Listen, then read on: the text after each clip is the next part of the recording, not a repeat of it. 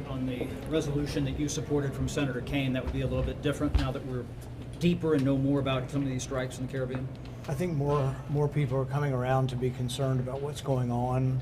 When you have Lindsey Graham, the Wall Street Journal, and other Republicans saying that the second strike, bombing people who are shipwrecked or clinging to wreckage, that would be illegal in the words of people who are very supportive of what the president's doing, that's a whole new scenario. So I think we've entered into uncharted territory here.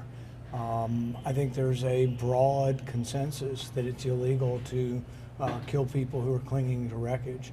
I think there's still some question whether the initial bombing is illegal as well.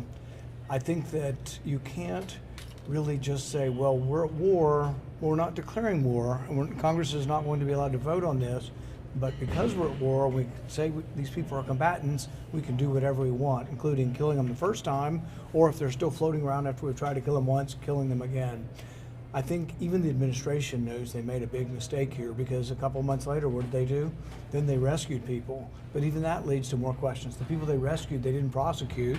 They didn't say, well, we scooped up 2 people, we scooped up their guns and their weapons and the drugs that were floating on the boat. No mention of any kind of drugs or anything, no evidence, no interrogation. Normally, you'd interrogate people all the way up the line. We just got a letter back from the Coast Guard today. Their overall statistics are that 25% of boats that are boarded don't have drugs on them. We now have specific information from the Coast Guard that of the boats captured by the Coast Guard before we started the Bomb Them to Smithereens campaign, in the traditional sense, when the Coast Guard captured boats off of Venezuela, 21% of them did not have drugs.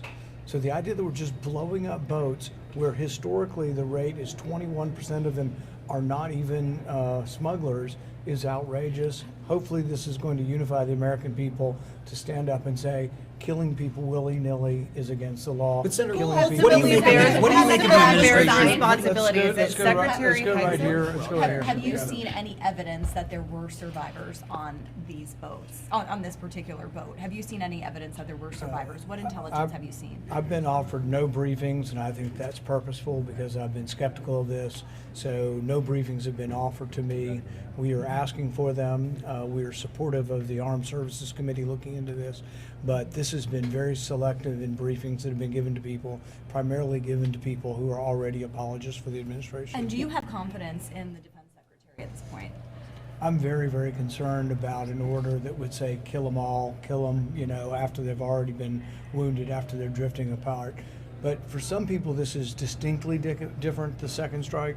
I think both strikes are actually illegal. I don't think you can just name people and say, well, they've got drugs, well, where's the proof? That's an allegation, and these people are 2,000 miles away. People don't realize these outboard boats have no capability of reaching America.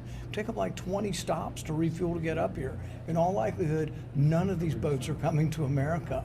It's a completely made up and false sense that, oh, we're at war, we can do whatever we want, but if Congress wants to vote on it, oh, no, we're not at war. So they're at war if they can do whatever they want with no oversight.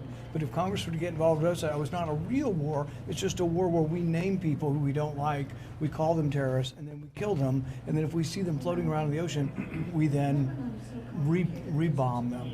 It's a crazy It sounds to situation. me like you're calling into question other strikes that have been taking place, that those could be determined to be unlawful. So do you support broadening this investigation beyond that September 2nd strike? And who ultimately bears responsibility? Is it the Secretary of Defense or is it the Admiral? I think what unifies people is the second strike, and I think that's what's going to bring people together. When you have people from Lindsey Graham to the Wall Street Journal saying that the second strike is illegal according to the laws of our military contact, even in times of war, it's illegal. So the first question is, are we at war? And if we're at war, should Congress vote? That's the first issue.